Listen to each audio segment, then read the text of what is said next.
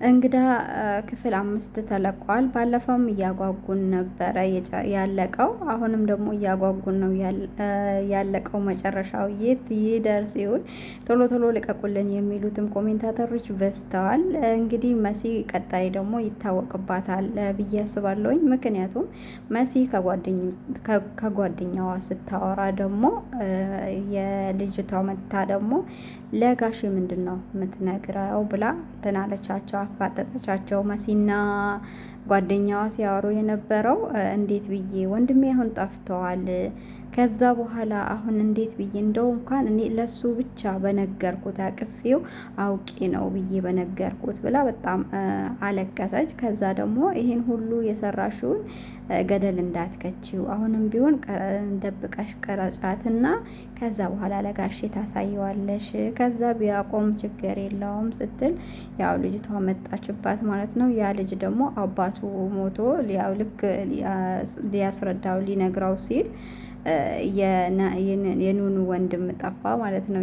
የኑኑ ወንድም ሲጠፋ ደግሞ በቃ በድንጋጤ ለሌላ ጊዜ ብለው በቃ ችግር የለውም ሄድ፣ ይሄንን ችግርህን መጀመሪያ ፍታ ብሎ ፈቅዶለት ሄደ። በማግስቱ ደግሞ ሊለው ሊጠይቀው ሲመጣ እሱ ደግሞ ልጁን ፍለጋ ወጥቶ ነበር። እነኚህ ናንዬ ደግሞ በደስታ ማህሌት ጋር ትሄዳለች። ማህሌት ጋር ስትስቅ ስትሄድ ምንድን ነው ስትላት ልጄ ደወለ ትላታለች። እሷም ደስ ብሏት እያወሩ እያለ የዛኛውስ ልጅ ጉዳይ የደረሰ አባቱ የደረሰ ስትላት ሬሳው ያው እየተመረመረ ነው፣ ማን እንደገደለው ከታወቀ በኋላ ይነገረዋል፣ ቀስ ብሎ እንዴት ይነገረው አሁን ምናምን ስትል እሱ ደግሞ ሰማ። በነገራችን ላይ አባቱን ያስገደለችው እሷ ራሷ ናት። ያው ሳይደርስበት አይቀርም በሄዳ ካዝረዘመው እንጂ የመሲ መንቃት ያው እንትን እንዳለች። በነገራችን ላይ ማህሌትም እያለች ነበር ደውላ ሐኪም ቤት ወስዳታለሁኝ፣ መሲ አጠራጥራኛለች፣ የታመመች አይመስለኝም ብላ ተናግራ ነበረ። ያው ወይ ቀጣይ ሐኪም ቤት ወስዳታለች ወይ ደግሞ ልጇ እንደዚህ ሲያወሩ ሰማው ማለቷ አይቀርም። ያው አባቱም የተገደለው ልጅ ደግሞ ሬሳው ተቃጥለዋል። በምርመራ ከታወቀ እሱም ይነገረዋል ማለት ነው። ዞሮ ዞሮ ግን እሷ አስገድለዋለች። ባሏንም እኮ ልታስገድለው እንትን እያለች ነው፣ ልትገድለው። እሷ የምትፈልገው ንብረቱን እንጂ እሱን አትወደውም፣ አትፈልገውም። ሌላ ሴራ ነው የምታሴራበት፣ ሌላ ወንድ ነው የምታመጣበት። መሲ በዛ የመጣ ነው እንዴት ብዬ ልንገረው እያለች ሁሌም ያው አያምናትን ብትነግረውም እሷ ደግሞ ማሳመኛ አላት። ማህሌት ታውቃታላችሁ፣ በመጥፎ ስራ ነው የምትታወቀውና አለኩል ያህልን አሁን መጨረሻው ግን በጣም ነው የሚያጓጓው። እኔ በጣም ያሳዘኑኝ ኑኑ ናት። ስታለቅስ በጣም አሳዘነችኝ። ምክንያቱም ያው ወንድሟ መከታዋ ነው። እሷ ሰው ሲነካት አይወድም። እዛ ቤት መቀመጡ ደግሞ በጣም ሰለቸው።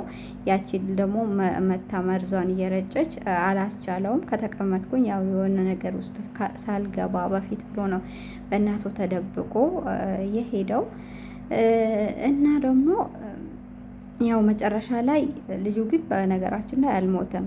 የገፋቸው ልጅ በሱም ጥፋት ነው። ግን ያው እነሱ ያላቸው ባለሀብት ናቸው። እኛን ያስቸግሩናል፣ እኛን የሚሰማን የለም፣ በሁሉም ነገር ታዋቂ ነው ብለው ነው ተደብቀው የሄዱት እንጂ ጥፋቱ የእሱ ነበር። እና ሆኖም ግን ያው እሱ ግን እጋፈጠዋለሁ። መጀመሪያም ሲመጡ ደግሞ አልሄድም፣ እኔ ወንድ ነኝ፣ እንዴት አንቺን ብዬ እንደዚህ ተፈጠረ ብዬ ሊሄድ እችላለሁ፣ እናንተ ሄዱ፣ እኔ አልሄድም ሲላቸው ነው እንዴት ጥለንህ እንሄዳለን፣ ይሄ ነገር ተፈጥሮ ትሄዳለህ ብለው በግድ ነበረ የወሰዱት። ያው የሰው ቤት ታውቃላችሁ፣ ከአንድ ወንድ ልጅ አዲስ አበባ ላይ በተለይ ከገጠር መታችሁ አዲስ አበባ መኖር በጣም ይከብዳል። ሰው ባህሪውን ምኑን እስከምታውቁ ድረስ በጣም ይከብዳል። እና እሱ ከሱ ምንም እንትን አላለውም። ኑኑዬ እየሰራችም አልተወደደችም። ለምን እንደጠላሻት አላቅም። ሁሌም ለእረፍት እመጣለሁ አለች።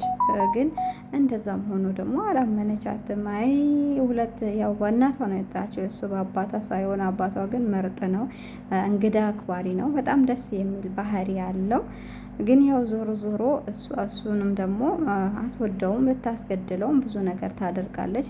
ለእሷ ደግሞ ሌላ ውሽማ ስላላት እሱን ነው ያኛውን ነው የምትፈልገው። እና መጨረሻው ላይ ደግሞ ምን ይሆን ምን ይገጥማቸው ይሆን ይነቃባት ይሆን የሚለውን ሁላችንም አጓጉቶናል። በነገራችን ላይ ሰብስክራይብ አድርጉ አላልኳችሁም?